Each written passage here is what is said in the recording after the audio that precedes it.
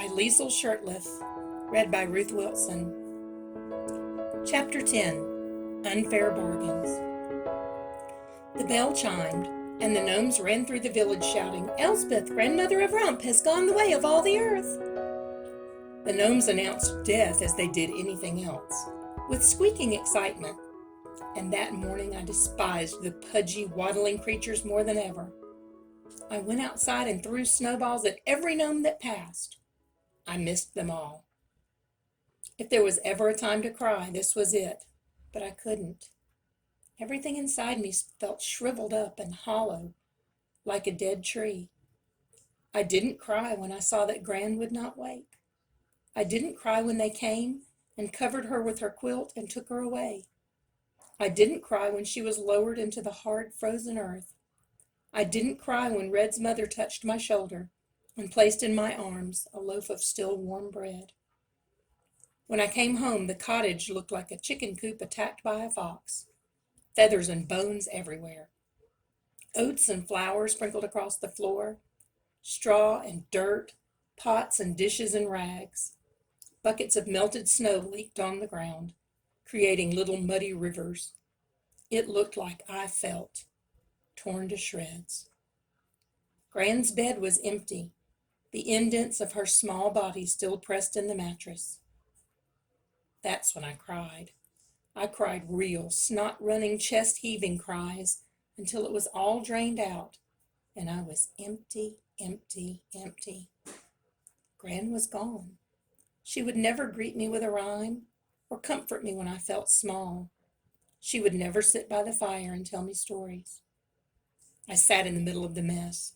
I was still holding the loaf of bread Red's mother had given me. Mindlessly, I tore chunks off and ate, swallowing huge pieces before I chewed. I ate and ate. I ate the entire loaf, and still I was empty, empty, empty. The spinning wheel sat motionless by the snuffed-out fire. The wheel felt like a giant eye looming over me. I went to my bed and ripped open my mattress, letting the gold spill out onto the floor. It glimmered with cruel coldness. I hated that gold. I wanted nothing to do with it.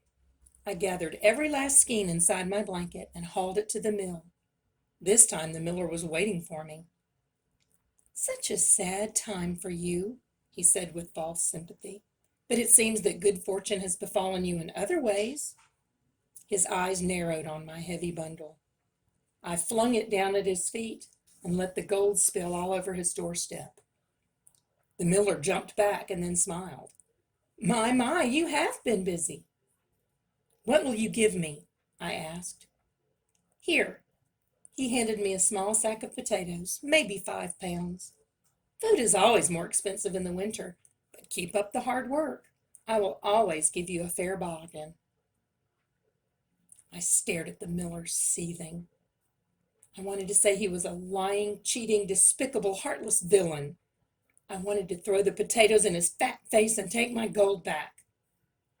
But my jaw was clamped shut, and my arms were fastened tight around the bag. The miller bent down and scooped up the gold. Then he shut the door in my speechless face. This wasn't magic. It was a curse, and I could feel it wrapping around me fast now, tightening its coils. I thought I wouldn't spin again, but eventually my food ran out. I had killed the last hen, and milk was not giving enough milk to quench thirst, let alone live on. It was pointless to look for gold in the mines. Even if I found some, I knew the miller would still give me nothing. He wanted my gold. So as time wore on, I was forced to spin more. I gathered bits of straw from the floor and the hen's nest outside, but all that got me was some shriveled turnips and onions. When the last turnip was gone, I tore open Gran's mattress and started spinning the straw inside. I spun Gran's entire straw mattress into gold. At first I cried as I did it. I was betraying Gran and spinning her memory away all at once. But then I stopped crying.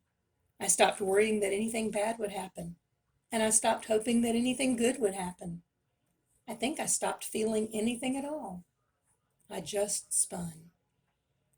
For 4 months, I spun and traded the gold to the miller. The trade was never fair, but I never argued. Once I traded 10 skeins of gold for a small sack of flour and some rotten carrots. Soon I found I didn't care how fair the bargains were. Trading the gold became more of a habit than a need. I no longer went to the mines. I never even went outside unless I was going to the mill. But no one seemed to notice or care, except Red. She visited me sometimes, though we said very little.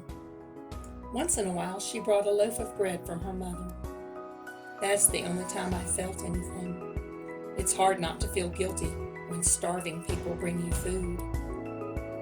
I thought I would just live that way for the rest of my life, spinning gold and never getting rich, eating food and never getting full, or tall, or smart, or kind, or anything at all. Maybe it would have stayed that way forever if a certain visitor had not come to the mountain in search of a certain kind of gold.